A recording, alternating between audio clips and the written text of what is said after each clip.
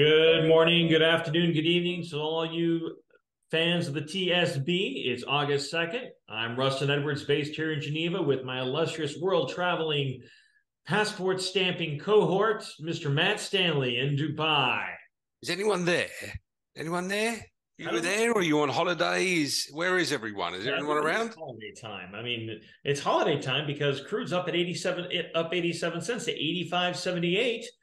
Bada bing, bada bang. Saudi oil cuts having their impact. Yeah, Top up of one every percent other today. supply issue in the world. Well, I mean, look, what's his name? Professor McGonagall. No, that's Harry Potter. Professor McGonagall. I've gone again. Whatever his name is, International Energy Forum man, who says the world hasn't got enough oil. Is he right? I don't know. I mean, when you voluntarily turn off the taps, like Saudi Arabia has done, and Russia has rerouted their crude back into looks like refinery runs, you've got the Iraqi KRG issue that's still there, 450,000 barrels a day off the pop, and then you've got Libya and their issues, which could take 1 million barrels off the market by the end of the month. Issues everywhere. Let's all have a punt. Yeah, That's what the theme is. that's pretty much what it is. I mean, Yeah, couple I mean, refinery it's run issues, and you've got a potent cocktail of high cracks with high oil prices. yeah, yeah. I mean, it's what gas oil cracks at 27, gasoline cracks at 41 in the US. You've got driving season, which is apparently doing all right. I mean, my colleague Zamir in Singapore wrote a piece yesterday about Trans-Pacific gasoline arbs are at 2-year highs because Mexican refineries are down. Look, And California refineries are having problems as yeah, well. California yeah, is a big consumer of gasoline, so that Pad 5 East Coast or West Coast Mexico refining system, but put those two together, and yeah, you have a definite need to pull things in. yeah. Yeah, and it's it's I wrote my commentary for the first time in 4 months this morning, and that wasn't through laziness. It's just You because, haven't been near a computer. well, brutal. Isn't that my wife? Geez, only two. Yeah. No, but I mean, it's funny because last time I wrote commentary was in April. There's been a few changes there. Personal ones. All fine, but I've changed roles in jobs, which is really good. The last time I wrote commentary, Brent was trading 40 cents lower than where it is today in 4 months. Yeah, So, I mean, it's not, I'm sure you and I were ranting about the market then, as we always do. We're ranting about something different now. I mean, this is what we've been saying. This is the theme of the year. If we look at the wood for the trees and we look at things, you know, without rose specs on, without Fed specs on, without Bank of England specs on, without China PMI specs on, whatever pair of glasses you want to put on, oil markets are stable. And $85, is that the Goldilocks moment? I mean, gasoline prices at the pump here rose 5% for the month of August, largely in line with what's happening with gasoline markets globally, because Brent rallied like 10%. Gasoline cracks didn't quite keep up, but are looking more and more robust now. The diesel story is one, that was up 7% at the pump here. I which don't is know about surprising you. because the UAE has the ability to import in a lot of Russian gas oil. But it seems like the Russian gas oil is flowing more and more to Latin America and West Africa than it is to the Far East. Well, if only we had a system that could have a look at that for you. Hang on. Oh, we do. 1 second. Plugging. But no, on that. I mean, where flows are moving, where Russian energy is moving.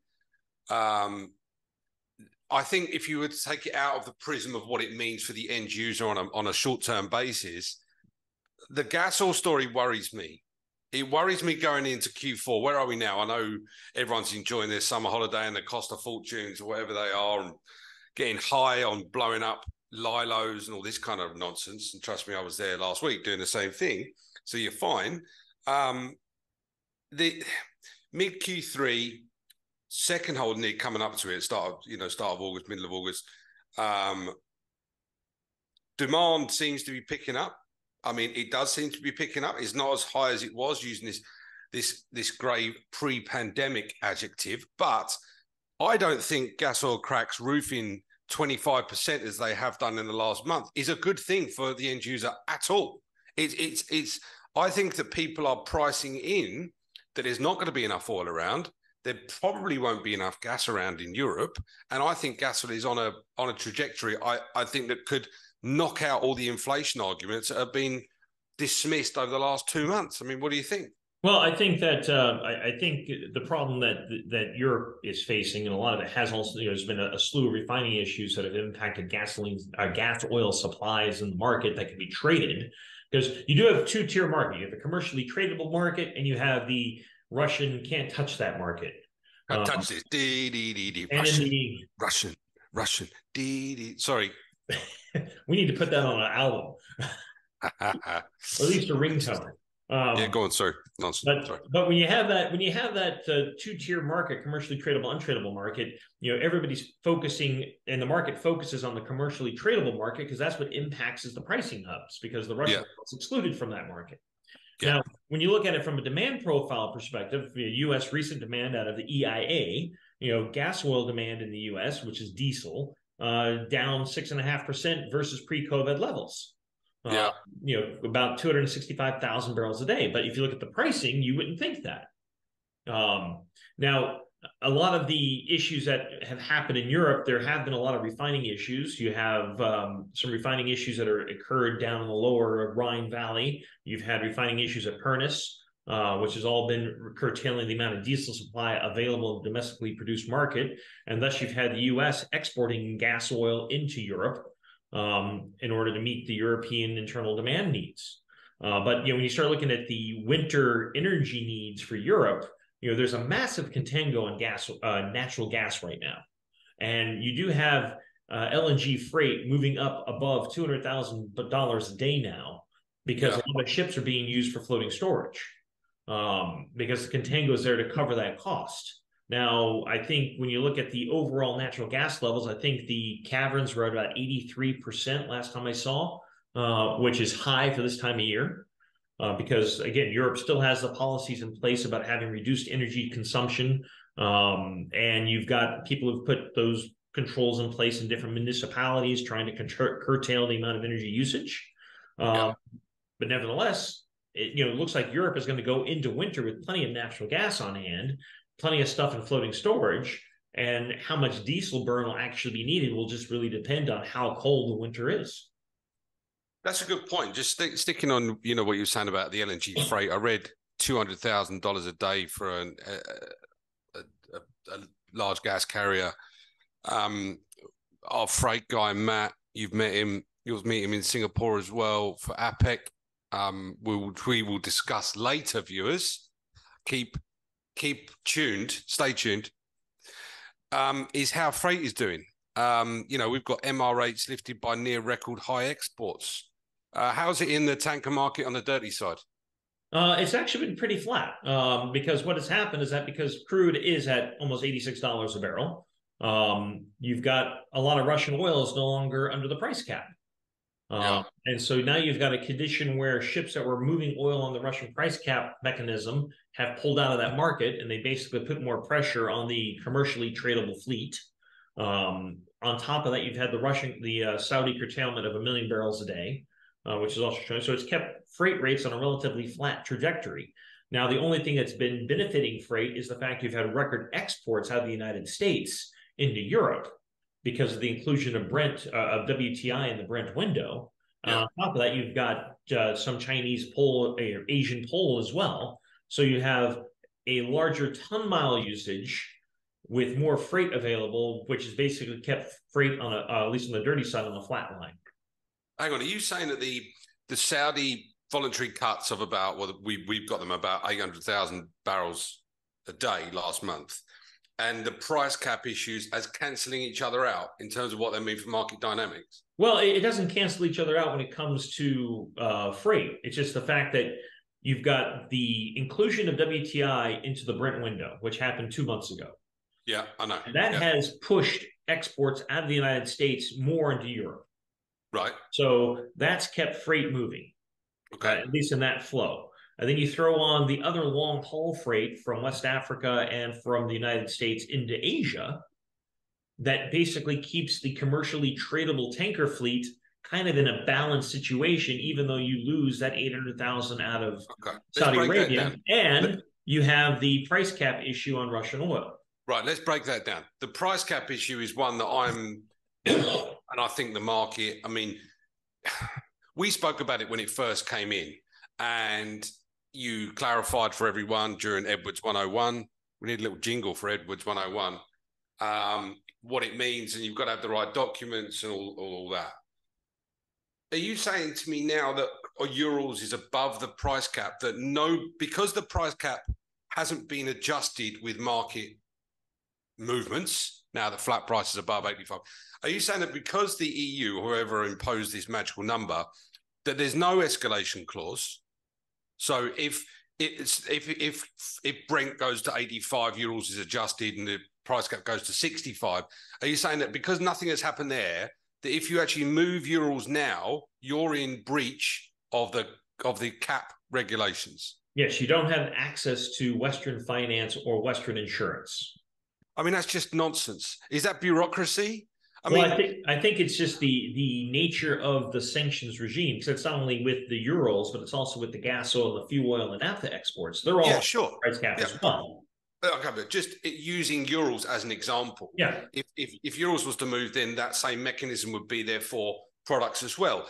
I mean, the people who set that cap, what did they think, that the oil stays at the same number all year round, every day? Or well, I think there was a case that they didn't want to shock markets, but now that you've had the reaction from the tanker market to such points where trade flows have all changed, and there's enough freight that is now in the quote unquote dark fleet to move the Russian oil, net zero impact to the market when it comes to supply. So the committee of, I'm sure, about 4 million people within the European Union, whoever it might be, are not going to get together and adjust it because oil prices have moved higher than where they initially set the price cap. There was there is a mechanism for them to have a review of where the price cap sits versus the current market price. You know, they thought that they were going to lower the price cap when crude was trading at $71, $72. Yeah, but they never did. So now we're because because they're probably it's August and they're all fishing in the Dordogne. Yeah, could be. Well, but nevertheless, it is a case that we are in a higher price market. Everything's out of the price cap. Flows are still moving. Doesn't look like there's an issue. Hang on. What is to stop you? If we take physical dynamics, fundamentals, Russian oil won't move under the price cap if it goes above 60, which in turn implies a supply problem, which in turn means that oil prices go up. What is, because of a supply issue vis-a-vis where demand is, what is to stop a fund punting the market to the point where Urals will automatically go above 60 and then continue to buy it because the EU are doing nothing about the price cap? Nothing. Amazing.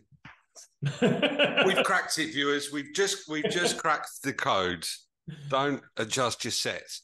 No, but I mean, I'm being a cynical old twat there, I know, as I usually am. But I mean, it's worked. The world wanted oil to flow, and it wanted oil to flow to avoid any shocks. So they set the price cap.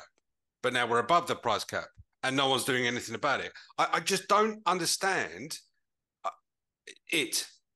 I don't understand it at all. And circling back to my question regarding freight, surely this implies that more of the clean fleet, the good fleet, whatever you want to call yourselves, I don't know what, depending on what basket you want to jump in, that surely more goes into the dark fleet to move the material, which means that the people who are actually moving legitimate material and the available fleet from that, freight only goes bid. It only goes one way.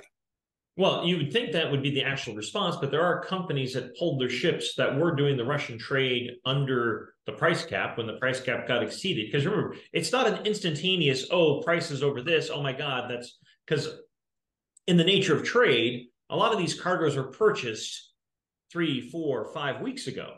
Yeah. They're just now being lifted. And so it's not so much the cargoes that are currently being lifted, but it's the new cargoes that are going to be coming out that are going to be impacted. And that's where the impact on freight is really going to be felt, because as the ships come back from their ballast passage to go back to reload, if they're willing to go dark, okay, they finally go in the dark fleet, they'll load the next cargo and move on out. If they're not willing to do that, then they become excess freight onto the DPP market. Yeah. Looking at supporting the DPP market at this current moment in time is the fact that you've got this tremendous flow of oil out of the United States into Europe, which, if you look at the API data last night, U.S. crude stocks drew 15.7 million barrels, Brutal. which is a tremendous drawdown. Yeah. I'd like to see if the EIA comes out, I'd love to see how that breaks down in reality with the EIA. Yeah. But nevertheless, if that's because of extra exports into Europe, well, you can say that's where the ton miles gets resucked back in, and that's where you basically can absorb that incremental ship that's coming out of the Russian flow into the longer term market. Yeah. Okay. Right. Just going back to that. Of course, there's a 2-month lead time. If you're a Chinese refiner and you need cargo at the end of September, you would have bought it at the end of July or maybe before that. Surely the price cap, though, and I don't want to labour on this too long because I feel like we're the only ones having this discussion. Well, we're not, you know what I mean? Surely it's based on an invoice you would send to the powers that be that says that the price is what the price is. If it's over 60, regardless of the discount, I mean, what you're saying is, so the date you lift the cargo on from a contractual point of view, that's the documentation you would give to the powers that be that allow you to lift it under the price cap. Yes. So regardless of when the actual cargo loads and where prices are then? It's whenever you agreed to on your physical invoice with who you bought it from. Now, a lot of Russian oil is pre-financed. You pay up front. Yeah. Okay. All right.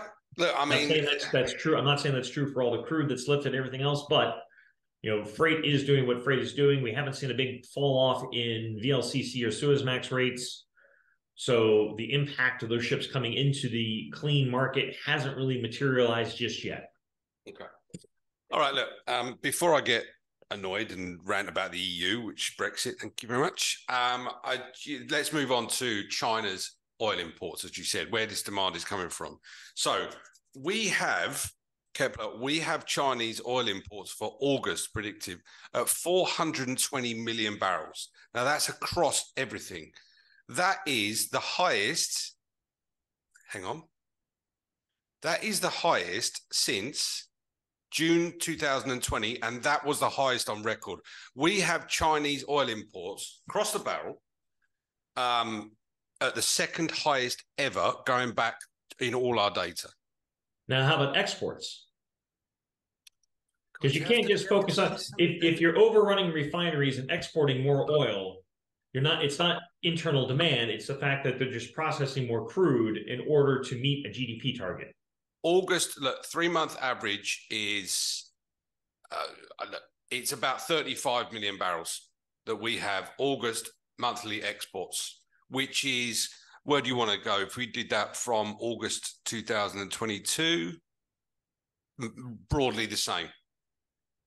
So look, I don't know what that means. What I should do, because the point of this podcast is to talk about oil markets. So let me have a crack at it. What does it mean? Do the Chinese believe flat price is going to go bid and they're stockpiling? Are Chinese refiners now fully out of maintenance? Oil demand is going to pick up. There's less east-west arbitrage, so they think they're going to export more. Based on our predicted from China's exports, that's not the answer.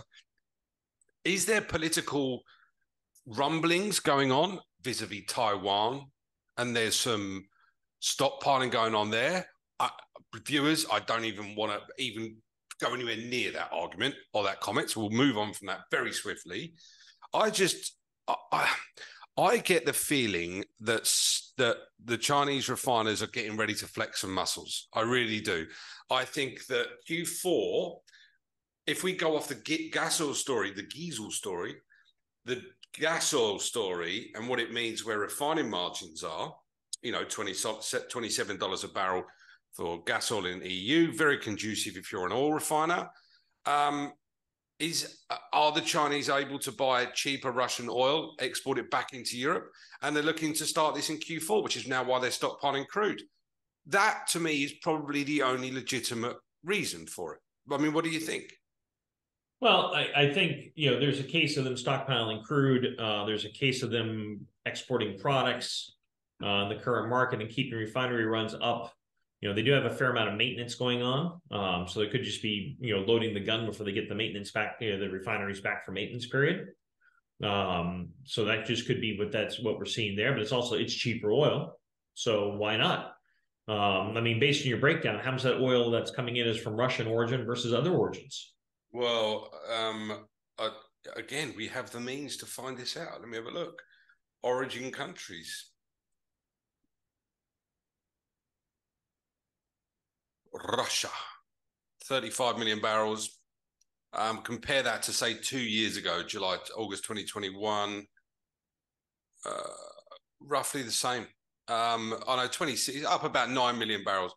The majority of it's coming from Saudi, 51 million barrels. So there's some aggressive, I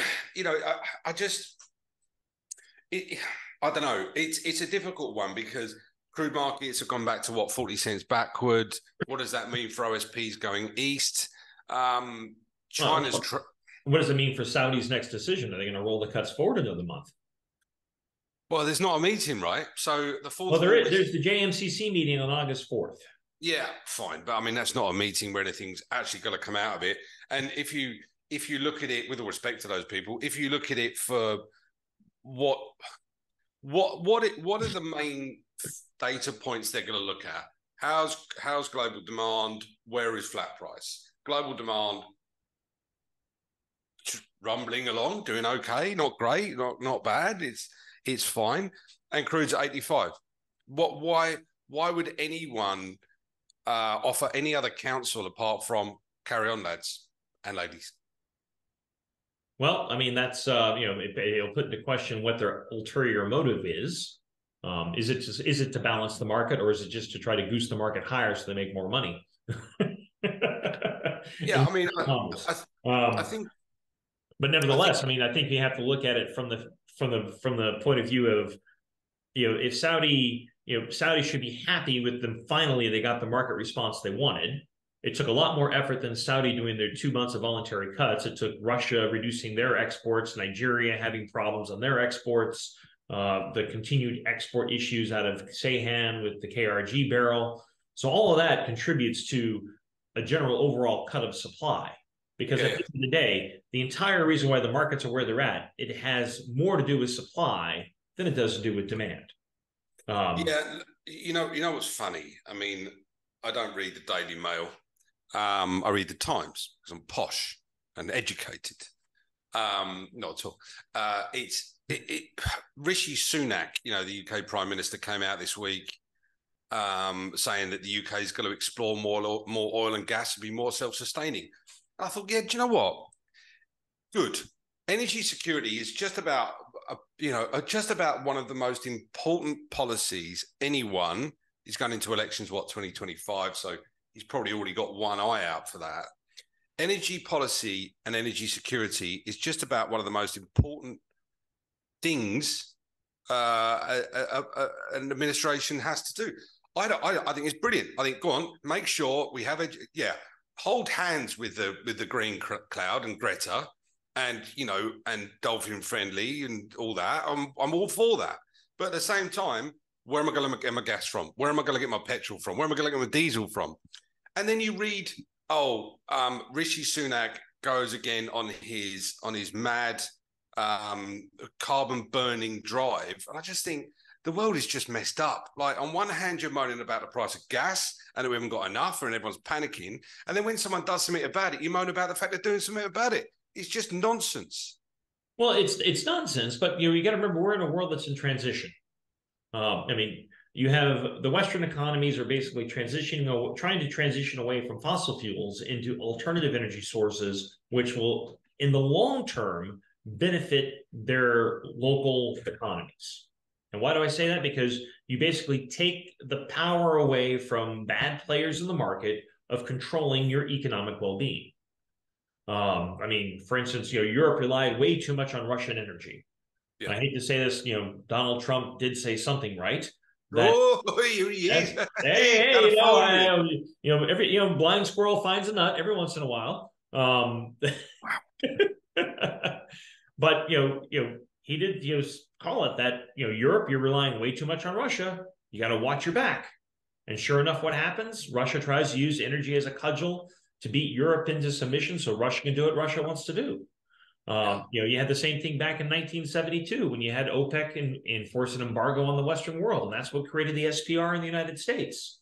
The fact that we can't be held hostage to bad players in the market. And when you have instability in a lot of the oil-producing regions, like in Libya, like in Nigeria, where despite the efforts of the governments there to maintain their export economy and maintain their export flows, they still can't get full control over that part of their main revenue source because there's too many people who want to take a handout from it. I totally. So it is a case that we as the world is in this transition mode. I think the current issue in the war in Ukraine has really pushed Europe down the path that they were begrudgingly going down, because they were trying to balance. Well, we don't, we want to go green, but we don't want to kill our economy in the process. But it's kind of like Europe has been forced to take their medicine and look, the path. Yeah, look, totally, mate. And look, living in the UAE, we've got the COP presidency this year, COP 28, and then of course you got whoever it was, part of the Greenpeace, and everyone's got a say. Of course, I have. Saying that the UAE holding the COP presidency this year is literally putting the fox in the hen house. Look. Yeah, I disagree with that. I really disagree with that comment, because it's one, you want to have a easy transition through. You don't want to have it, let's just beat everybody over the head and get it done. Because the rest of the world is not in the same place as Europe is, or the United States. I mean, I think Europe is leaps and bounds ahead of everybody. I think China will surprise everybody how quickly they do a lot of green transition. Yes. Because I think people are ignoring the fact that China is really pushing a lot of green initiatives to try to support their local economy. Oh, 100%. Just on that, I mean, when I was in Singapore, I was with some Chinese colleagues and friends, and you buy a car in China, it's electric, mate. It's electric. I mean, to the point, you just look at technology and where it all comes from, where everything's made, where Chongqing, where every processor and laptop is made more or less in the world, and of course every electric vehicle here in the UAE. I mean, where gas is cheap. Yes, electric vehicles are a drop in the ocean in terms of sales. But the people who are competing, and I know you're an Elon Musk fan with your Tesla in your driveway, but Teslas are being massively outsold by the Chinese electric vehicle crowd, which are a quarter of the price and just as good, if not better, in terms of reliability, apparently. Well, I haven't, knock on wood, have not had any reliability issues with my Tesla, so I'm happy to keep driving her. You don't drive anywhere, mate. You live in Switzerland, so you walk everywhere. But nevertheless, it is a case that, when you look at the greening of the world, it is something that's going to happen. It just depends on how quickly it happens. And so, you have to kind of allow, petroleum is still going to be needed because, shocker, there's a lot of things in the world that there is no substitute yet. Petroleum is the only thing that makes those things. Yeah. Durable plastics. I know, going back to that comment. Yeah. Asphalt. Exactly. Everything. Everything you're touching. Lube oil. This hair is made from oil. No, it's not. It's the only thing. Yeah. Anyway, look. I just come back to that comment about putting the fox in the hen house. It's just, again, propaganda nonsense. If you actually read what His Excellency Sultan Al Jaber, who's the Minister of Energy here and Chairman of ADNOC, it's a one plan for the energy policy. And okay, the zero carbon target, they brought it forward to 2045 from 2050. Aggressive, but the UAE has long been aggressive and has shocked the world with how it's done. I've been here for over a decade now, and we're here for the future. And a lot of people are looking at it differently. So I just think it's just nonsense. But politics aside, just before we wrap up, OPEC meeting, I think, is a meh. We've got non-farms on Friday. That we do. We've had PMI data out of Europe and China, all showing contraction still on the manufacturing side. Yeah. And Market drops in the service side.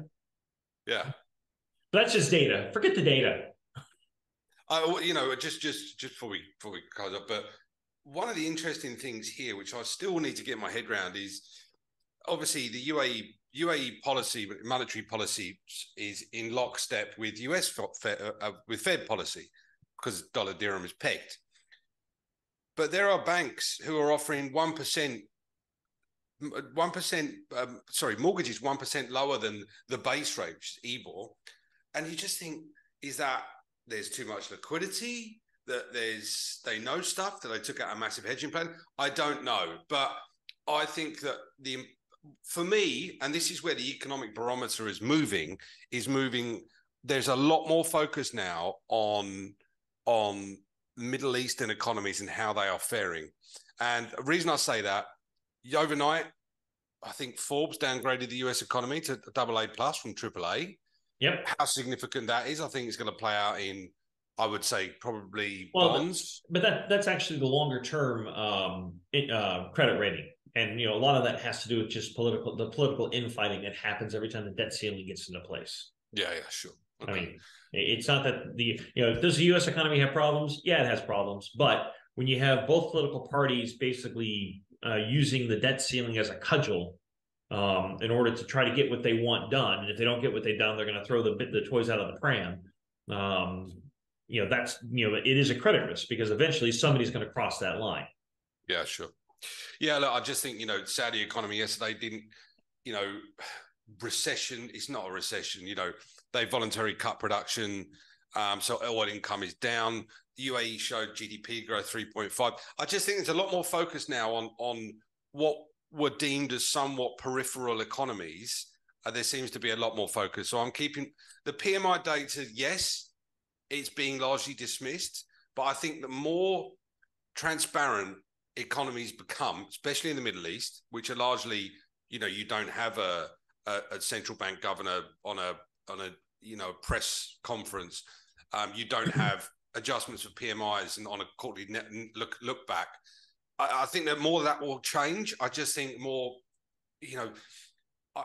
yes, data is being dismissed from the big economies, but I'd argue that other economies are doing better, and that is where a lot of money is being put, and that's why we're seeing an overall bullish sentiment on markets globally. Well, the data is what the data is what I got to say. We got EIA data out later this afternoon, so we'll see exactly what demand looks like, which, again, has not been trailing that great in the United States. It's been well below the pre-COVID levels. But you'll see what those individual inventory stocks do, especially with all the refining and crude issues that are going on. And we've got Mexico has shut down their export facilities due to issues. They had that big fire, a fire and explosion a few weeks ago. Looks like that's actually impacting their production. Don't have a clear number yet on that. But nevertheless, that's a huge outflow of heavy crudes into the United States. And all the other raft of supply issues that are impacting the market. OPEC is below their production quota by about 2 million barrels. Yeah. Which, again, if their quota is at one level and the reality is well below that level, and the only reason why we're at the price point we're at right now is because Saudi's cut an extra million. It tells you that overall crude demand is still not as strong as everybody would like it to be. This is a supply-driven price move more than anything else. Absolutely. But anyway, on that bombshell, time to come to another close. Yes. APEC, September 4th through 6th. I will be there. Singapore. Yes. Smoking Barrel will be there. Yes, he will. And well, we're still in discussions, but we will be releasing something soon, should we say, Edwards, about what may or may not happen. Yes. But stay tuned. Stay tuned. Thank you all. Click like and subscribe. Not surprised, but like and subscribe Smooth. And shout out to Irene once again. Yeah, You're a absolutely. legend. Yeah. Ciao, everyone.